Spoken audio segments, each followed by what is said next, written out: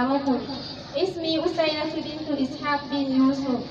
سأقرأ لكم ما تيسر من القرآن الكريم في سورة الهجر إن شاء الله. أعوذ بالله من الشيطان الرجيم. بسم الله الرحمن الرحيم. ألف لام را. تلك آيات الكتاب وقرآن مبين. ربما يود الذين كفروا لو كانوا مسلمين.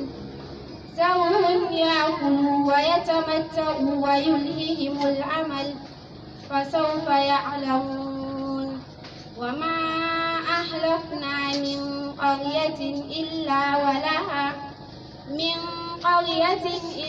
ولها كتاب معلوم. ما تسبق من أمة أجلها وما يستأخرون. وقالوا يا أيها الذي نزل عليه الذكر إنك لمجنون.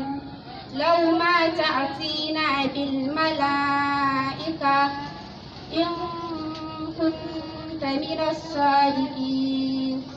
ما ننزل الملائكة إلا بالحق وما كانوا إذا منذرين.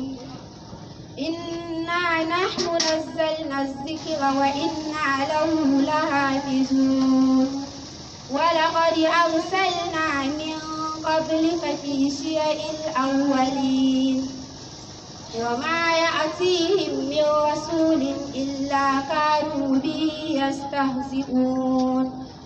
كذلك نسلكه في قلوب المجرمين لا يؤمنون به. وقد خلت سنة الأولين. ولو فتحنا عليهم بابا من السماء فظلوا فيه يعرجون لقالوا إنما سكرت أبصارنا بل نحن قوم مسحورون. صدق الله العظيم.